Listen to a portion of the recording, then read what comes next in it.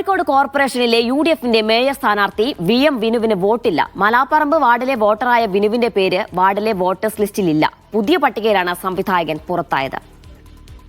മുഹമ്മദ് അസ്ലം ചേർന്ന വിശദാംശങ്ങൾ നൽകാനായി. അസ്ലം, എന്താണ് സംഭവം? യുഡിഎഫിന്റെ അടുത്ത നീക്കം എന്താണ്?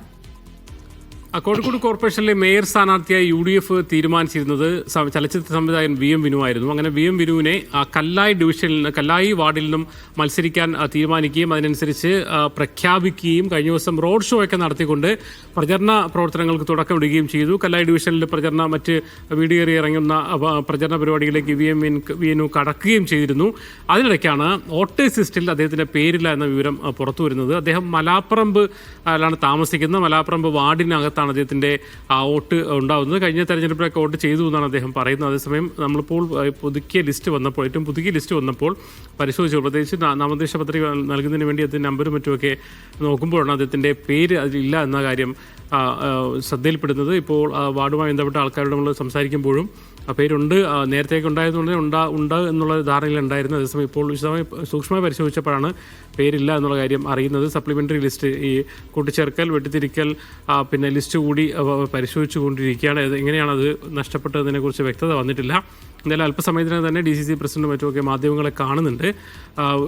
മേയർ സ്ഥാനാർത്ഥിയെ പ്രഖ്യാപിച്ച ഒരാളുടെ ആൾക്ക് വോട്ട് ഇല്ലാതെ വരുന്നത്, അല്ലെങ്കിൽ അയാളുടെ നോമിനേഷൻ കൊടുക്കാൻ കഴിയാതെ വരുന്ന സാഹചര്യം എന്തായാലും UDFനെ സംബന്ധിച്ചിടത്തോളം തിരിച്ചടി തന്നെയാണ്. അതുകൊണ്ട് തന്നെ എങ്ങനെയാണ് അതിനെ UDF നേതൃത്വം കൈകാര്യം ചെയ്യാൻ പോകുന്നത് എന്നറിയേണ്ടി വരും. ഏതെങ്കിലും അർത്ഥത്തിൽ തിരുവനന്തപുരത്ത് വൈഷ്ണവ പോലെ ഏതെങ്കിലും തരത്തിൽ പേര് കൊടുത്ത് പരാതി കൊടുത്ത് തള്ളിച്ചതാണോ, അതോ നേരത്തെ തന്നെ കഴിഞ്ഞ തെരഞ്ഞെടുപ്പ് ഇല്ലാത്തതാണോ, അല്ലെങ്കിൽ പുതിയ ഡിവിഷൻ ലിസ്റ്റിൽപ്പെട്ടതാണോ എന്നതിനെക്കുറിച്ചൊക്കെ വ്യക്തത കുറച്ചുകൂടി വരാനുണ്ട്. എന്തായാലും നിലവിൽ വോട്ടേഴ്സ് ലിസ്റ്റിൽ അദ്ദേഹത്തിൻ്റെ പേരില്ല എന്നുള്ള വിവരമാണ് പുറത്തു വരുന്നത്.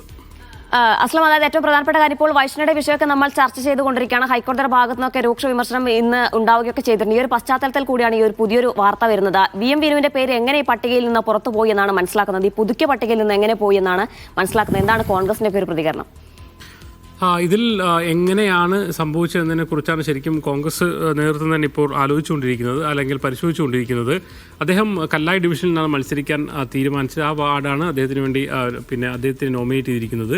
അവിടെ അങ്ങനെ പ്രചരണ പ്രവർത്തനങ്ങളുമായി മുന്നോട്ട് പോകുന്നു. മാത്രമല്ല മേയർ കാൻഡിഡേറ്റ് എന്ന രീതിയിൽ പരിഗണിച്ചതുകൊണ്ട് തന്നെ അദ്ദേഹത്തിൻ്റെ റോഡ് ഷോ ഒക്കെ നടത്തി UDF നേതൃത്വം തന്നെ, DC പ്രസിഡന്റും UDF നേതൃത്വം തന്നെ ഒരുമിച്ച് അദ്ദേഹത്തെ പ്രചരണ രംഗത്തേക്ക് ഇറക്കി വിടുകയും ചെയ്തിരുന്നു.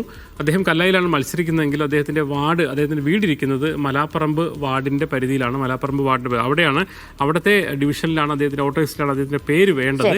അതേസമയം അവിടെ പേര് പരിശോധിച്ചപ്പോഴാണ് കണ്ടില്ല. പ്രത്യേകിച്ച് നാമനിർദ്ദേശ പത്രിക സമർപ്പിക്കുന്നതിന് മുന്നോടിയായിട്ടുള്ള പരിശോധനയിലാണ് അവിടെ പേരില്ല എന്ന് കാണുന്നത്. അത് എങ്ങനെ സംഭവിച്ചു? അത് നേരത്തെ ലിസ്റ്റിൽ നിന്ന് വെട്ടിമാറ്റിപ്പോയതാണോ, അല്ലെങ്കിൽ ആരെങ്കിലും വീടിൻ്റെ ശരി അസ്ലം, ഏതായാലും ഇതെങ്ങനെയാണ് സംഭവിച്ചത് എന്നറിയില്ല. പുതിയ പട്ടികയിലാണ് സംവിധായകന്റെ പേര് പുറത്തായത്, VM വിനുവിന്റെ പേര് പുറത്തായത്. പരിശോധനകൾ നടക്കുകയാണ്.